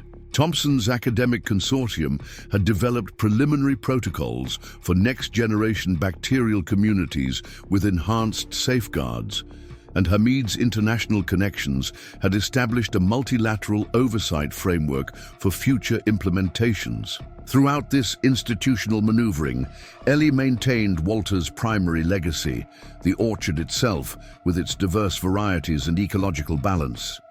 The summer harvest began with early varieties providing steady income, while later apples continued developing toward autumn ripening. The property's agricultural rhythms provided essential grounding amid the complex negotiations surrounding the technology. On warm July evening, as Ellie and Hank inspected ripening fruit in the southwestern orchard section, he posed a question that cut to the heart of her evolving perspective. Your uncle used to say the orchard and his underground project were really the same work at different scales. You seeing that connection clearer now? Ellie considered carefully before responding. The orchard functions through relationship rather than control, different species supporting each other in balanced systems. The purification technology works the same way at microscopic scale, bacterial communities establishing balanced relationships that gradually restore damaged systems. And now we're applying those same principles at institutional scale, creating balanced oversight frameworks that prevent any single entity from controlling the technology. Hank nodded, satisfaction evident in his weathered features. That's what Walter was trying to build all along. Not just tools for solving specific problems, but ways of approaching problems that honor relationship instead of imposing control. Most folks never understood that both projects were really about the same thing. As summer progressed toward autumn, the integrated approach continued evolving. The neutralization of weaponization research had created space for refocusing government resources toward beneficial applications, with Dr. Mercer's team now collaborating with Thompson's academic consortium on enhanced safeguards for next generation bacterial communities. Blackwood's corporation had established a legitimate research division, exploring commercial applications for environmental remediation, operating within the multilateral oversight framework Hamid had helped establish. Their initial focus, industrial waste treatment for manufacturing facilities, represented precisely the type of beneficial application Walter would have supported. Most significant was the continuing success of field deployments. The bacterial communities had established self-sustaining remediation networks in all implementation sites, gradually restoring contaminated watersheds while providing immediate access to clean water. Communities that had suffered from pollution for generations were experiencing environmental recovery previously considered impossible. In early September, as the orchard's main harvest season approached, Ellie hosted a gathering that would have been unimaginable months earlier, Representatives from government agencies, humanitarian organizations, academic institutions, and corporate research divisions assembled at Whispering Pines to evaluate progress and establish protocols for future implementation. The meeting convened not in the underground laboratory, but in the orchard itself, with discussion tables arranged between fruit-laden trees. The setting wasn't merely symbolic. It physically embodied the integrated approach Walter had developed, across scales, from soil microbes to international governance structures. Before we begin formal presentations, Ellie addressed the diverse group, I want to emphasize something my uncle understood that took me months to fully appreciate. The technology you're implementing isn't just a tool for solving specific problems. It's an approach to problem solving that honors relationship rather than imposing control. The orchard surrounding us functions through balanced relationships between species. The purification technology works through balanced relationships between microorganisms, and our implementation framework depends on balanced relationships between institutions. These aren't separate systems, they're the same principle operating at different scales. This perspective, relationship rather than control, provided foundation for the discussions that followed. Technical teams reported on bacterial community adaptations across implementation sites, showing how Walter's ecological reversal principles were functioning at watershed scale. Governance specialists presented refined oversight frameworks, balancing security concerns with humanitarian access. Implementation experts outlined protocols for expanding deployments to additional regions suffering from water contamination. Throughout these discussions, Ellie observed a fundamental shift in approach from when she had first inherited Whispering Pines. Initial perspectives had emphasized extracting valuable elements from Walter's work while discarding his integrated philosophy. Now, participants increasingly recognized that his approach to relationship across scales was itself the most valuable aspect of his legacy. The gathering continued for 3 days, establishing protocols that would guide implementation for years to come. As participants departed toward their respective institutions, Ellie found herself standing with Dr. Hamid, Dr. Thompson, and Agent Reeves, representatives of the humanitarian, academic, and government perspectives that had initially seemed irreconcilable. Your uncle would be pleased, Thompson observed, watching vehicles depart down the gravel driveway. Not because his technology is changing the world, though it is, but because his approach to problem solving is influencing institutional perspectives. The watershed remediation results are exceeding all projections, Hamid added. Communities that have suffered from contamination for generations are seeing recovery within months rather than decades. The humanitarian impact is profound. Even Reeves, who had begun as an adversary, acknowledged the shift in perspective. The distributed oversight model is proving more effective than conventional security frameworks. When knowledge and responsibility are appropriately shared, security emerges from the network rather than from restriction. Your uncle understood that principle decades before our institutional thinking caught up. B. As autumn progressed, bringing Whispering Pines into its most abundant season, Ellie found deeper understanding of Walter's integrated legacy. The orchard's harvest required continuous adaptation to weather conditions, ripening patterns, and market dynamics, complex factors no management system could fully control.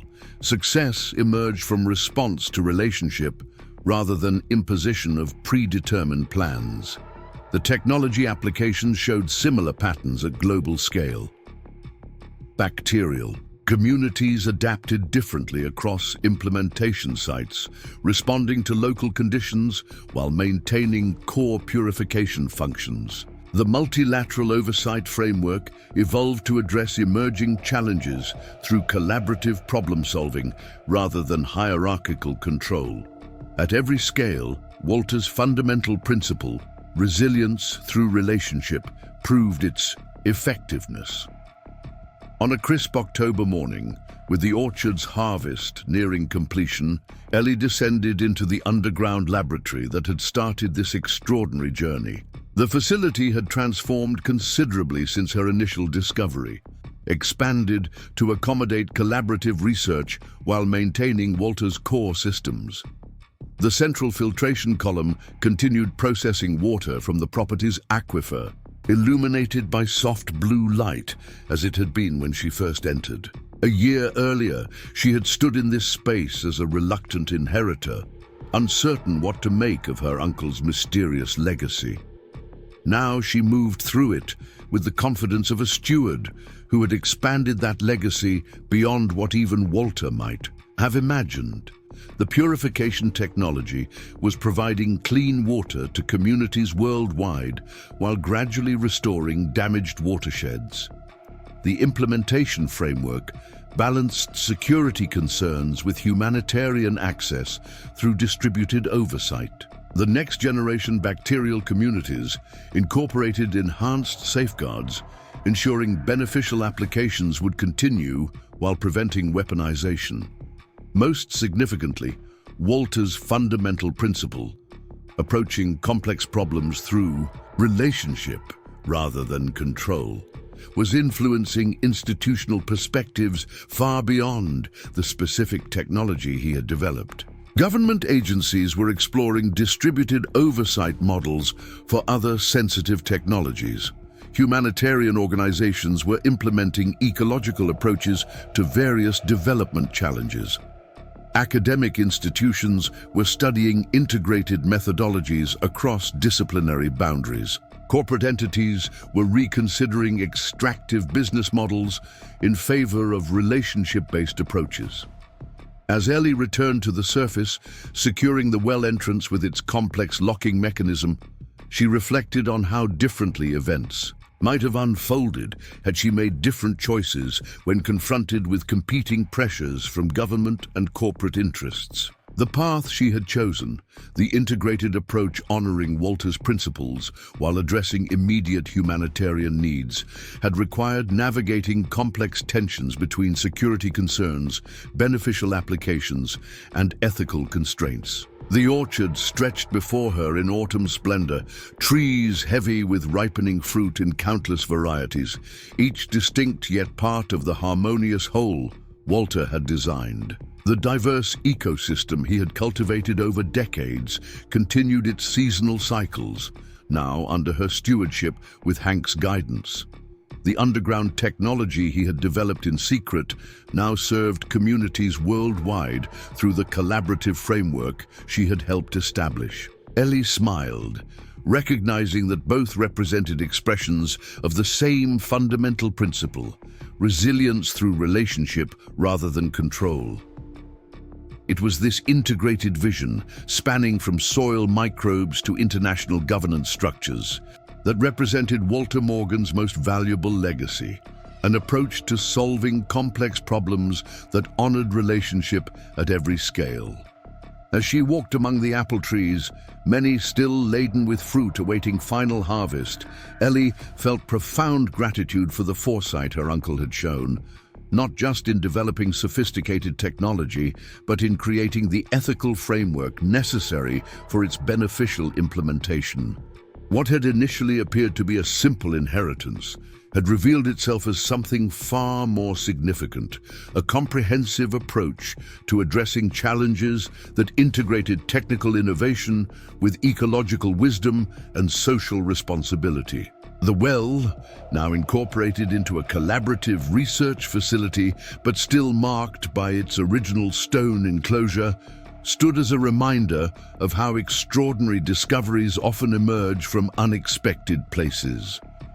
What had appeared to be a simple warning from her childhood never to approach the strange well behind the house had ultimately led to a technology with global implications for water security and environmental restoration. More importantly, The principles Walter had embedded in both his orchard and his technology were now spreading through expanded understanding, not just of specific techniques, but of fundamental approaches to complex challenges. His legacy lived, not merely in purification systems deployed worldwide, but in shifting perspectives on how technology development and implementation could better align with natural systems and human needs.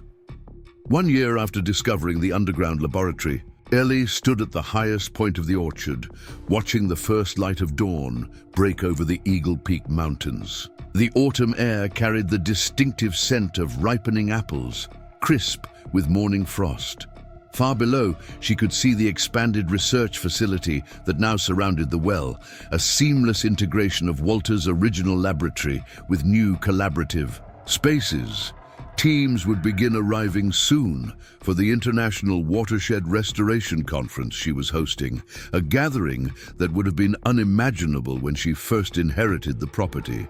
"Morning comes earlier up here," Hank observed, appearing beside her with 2 steaming mugs of coffee.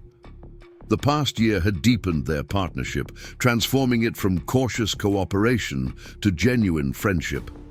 At 77, he remained essential to the orchard's operations, his lifetime of knowledge complementing Ellie's scientific background.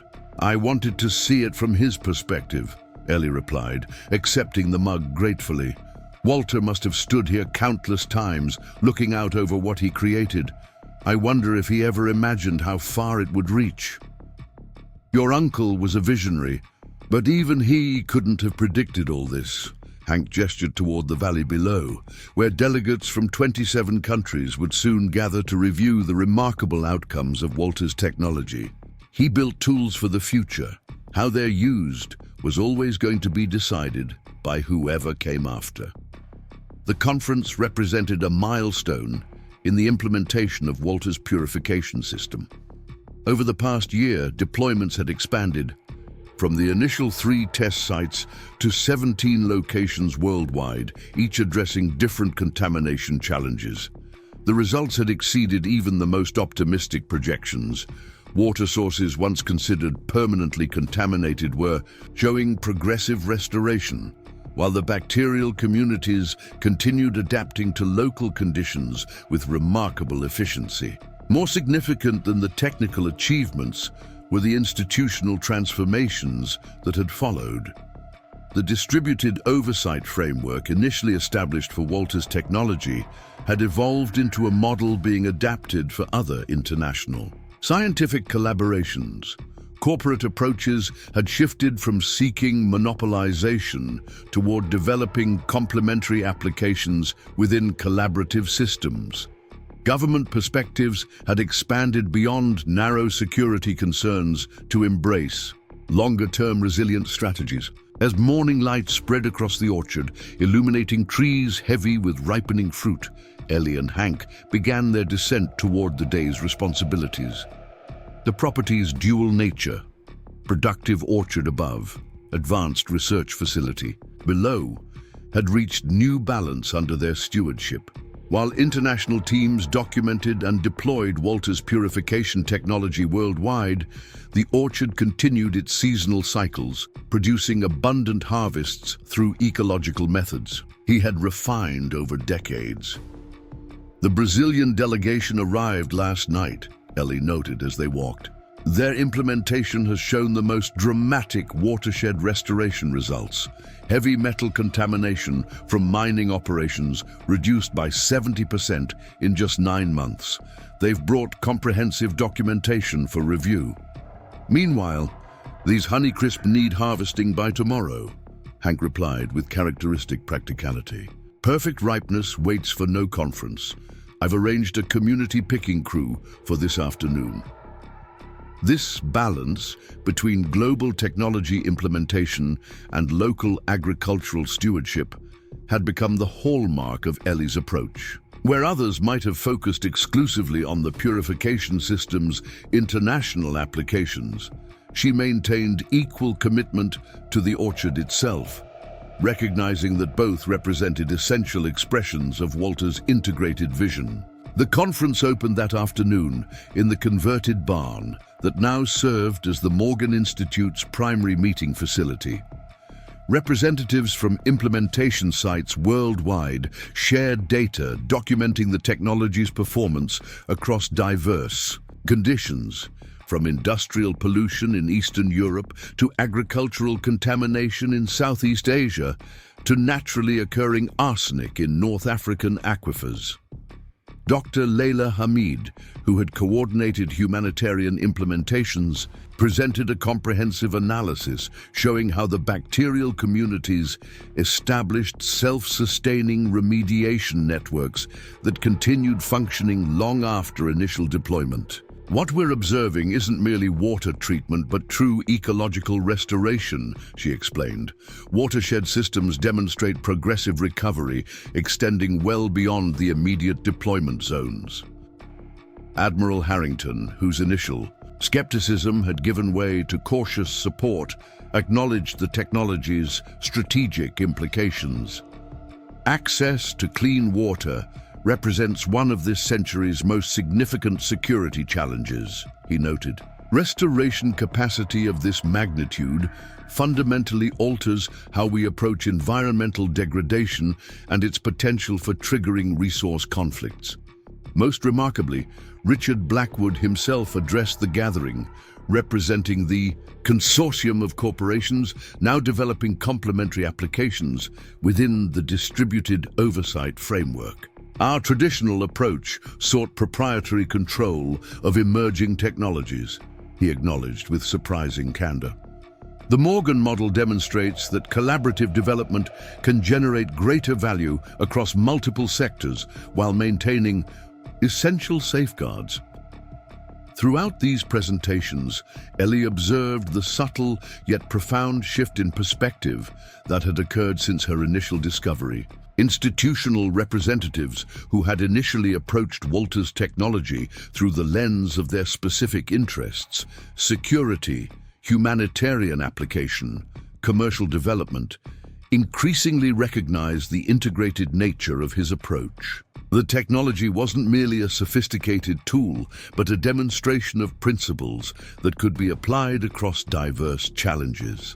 The conference's second day centered on technical refinements and expanded applications.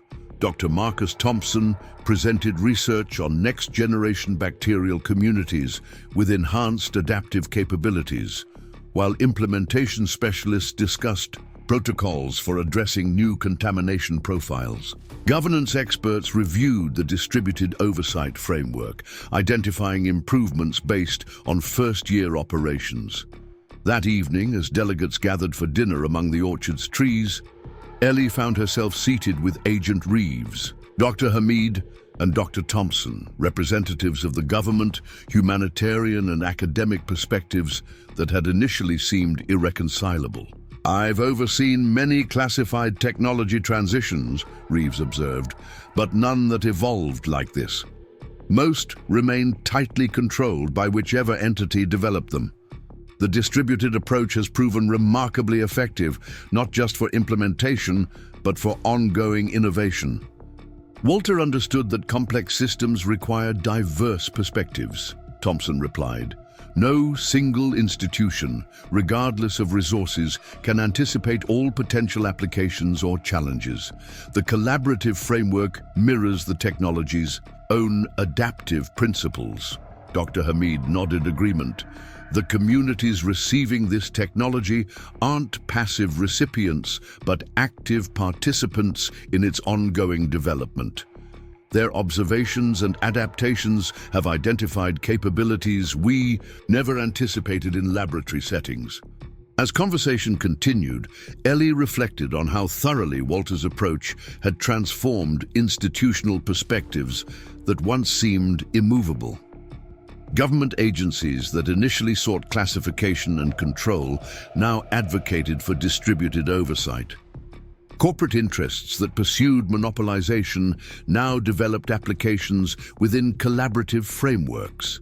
Academic researchers that focused on isolated components now studied integrated systems. The orchard itself provided perfect setting for This transformation, diverse varieties growing in carefully balanced proximity, demonstrating at visible scale the principles operating at molecular level in Walter's purification technology. As twilight deepened and lanterns illuminated the gathering, the parallel became increasingly evident: resilience through relationship rather than dominance. The conference's final day focused on future implementations and research directions. New deployment sites were approved for regions suffering from industrial contamination in Eastern Europe, agricultural runoff in South America, and legacy pollution in Southeast Asia. Research priorities were established for enhancing the technology's effectiveness with emerging contaminants, particularly pharmaceutical compounds and microplastics increasingly found in water supplies worldwide. Most significantly, the governance framework was expanded to incorporate indigenous knowledge systems alongside conventional scientific approaches. Representatives from several implementation communities presented observations about how the bacterial communities interacted with traditional water management practices, creating hybrid systems more effective than either approach alone. As the conference concluded, delegates departed with renewed commitment to the collaborative model Walter had envisioned. What had begun as a single technology addressing specific contamination challenges had evolved into a comprehensive approach, applicable across diverse environmental restoration needs. The principles embedded in his purification system, resilience through diversity, adaptation through relationship, security through transparency, had proven their effectiveness at scales, ranging from microscopic bacterial communities to international governance structures. That evening, after the last delegates had departed, Ellie returned to the underground laboratory where her extraordinary journey had begun. The facility had evolved considerably under collaborative stewardship, with Walter's original equipment, now complemented by advanced monitoring systems and research stations. Yet the core remained unchanged. The central filtration column, processing water from the property's aquifer, illuminated by soft blue light as it had been when she first entered. Sitting at what had been Walter's workstation, Ellie reviewed the implementation data compiled during the conference. Communities once devastated by water contamination were experiencing unprecedented restoration, not just access to clean drinking water, but gradual recovery of entire watershed systems. Agricultural productivity was returning to lands abandoned due to pollution. Health outcomes were improving in regions where waterborne contaminants had caused generational suffering. These tangible impacts represented everything Walter had hoped to achieve when developing his technology in secrecy beneath the orchard. Yet something deeper had emerged through the collaborative implementation approach, a demonstration that complex challenges could be addressed through frameworks honoring relationship rather than imposing control. This shift in perspective, more than any specific technical achievement, represented his most significant legacy. As Ellie secured the laboratory and ascended toward the surface, she thought about how differently events might have unfolded had she made different choices when confronted with competing pressures from government and corporate interests. The path chosen, distributed oversight with collaborative implementation, had required navigating complex tensions between security concerns, humanitarian applications, and commercial development. Yet, it had ultimately proven more effective than any single-entity approach could have achieved. Emerging from the well into the crisp autumn night, Ellie secured the entrance with its complex locking mechanism, a reminder of the secrecy Walter had maintained throughout his independent research. Above, stars scattered across the clear Oregon sky, while the orchard's trees stood as dark silhouettes against the horizon, their fruit mostly harvested, their leaves beginning to turn with seasonal change. The parallel systems Walter had created, ecological diversity above ground, molecular purification below, represented different expressions of the same fundamental principle: resilience through relationship rather than dominance. The orchards. Health emerged from complex interactions between species. The purification technology functioned through similar principles at microscopic scale. The implementation framework now unfolding would apply those same principles at global scale. Walking back toward the farmhouse where Hank had prepared a late dinner to celebrate the conference's success, Ellie felt profound gratitude for the unexpected inheritance that had transformed her life. What had initially seemed a burden, an eccentric uncle's remote property with mysterious restrictions, had revealed itself as a profound opportunity to advance work with global implications. The questions that had haunted her throughout this journey, who Walter really was, why he had developed such sophisticated technology in secret, how he had anticipated challenges decades before they became widely recognized, had found answers in the integrated vision revealed through his dual legacy. He hadn't been merely a reclusive orchardist with unusual scientific knowledge, nor a brilliant researcher who maintained agricultural cover for classified work. He had been something more integrated, someone who recognized the same principles, operating at every scale from soil microbes to international relations. As Ellie reached the farmhouse porch, she paused to look back over the orchard that had started this extraordinary journey. In the moonlight, the diverse trees Walter had planted created a complex tapestry of shadows and silver light, each variety distinct yet contributing to the whole. Above them, stars scattered across the clear Oregon sky mirrored the pattern. Distinct points connected in constellations. The symmetry seemed appropriate. Walter would have appreciated how the same pattern repeated at different scales. The molecular interactions in his purification system, the ecological relationships in his orchard, the international cooperation in the watershed projects. All expressions of the same fundamental principle, resilience through relationship. Ellie smiled, knowing that both the orchard and the technology would continue evolving long after her own stewardship ended. Walter had never sought to control their future development, but had instead created systems designed to adapt through relationship with changing conditions. His approach hadn't eliminated uncertainty, but had built capacity to respond to it effectively. The essence of true resilience. The path forward would undoubtedly bring new challenges and discoveries. Walter's technology would encounter contamination, profiles he never anticipated. The orchard would face climate conditions he couldn't have predicted. The implementation framework would navigate geopolitical complexities beyond current imagination.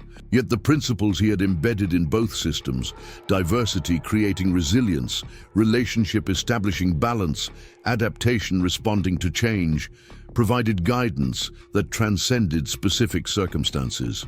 As Ellie entered the warmth of the farmhouse, where Hank waited with celebratory cider pressed from this season's harvest, she carried deeper understanding of the legacy she had inherited. The well had contained not just sophisticated technology, but a comprehensive approach to solving complex problems, one that recognized true security comes not from isolation, but from healthy connection between systems at every scale. This understanding, more than any specific technique or device, represented Walter Morgan's most valuable gift, an approach to addressing challenges that honored relationship rather than control, diversity rather than standardization, adaptation rather than dominance. It was this integrated wisdom, spanning from soil microbes to international governance structures, that would continue guiding implementation of his remarkable discovery long after those who first uncovered it had joined him in memory. Up next, you've got two more standout stories right on your screen. If this one hit the mark, you won't want to pass these up. Just click and check them out.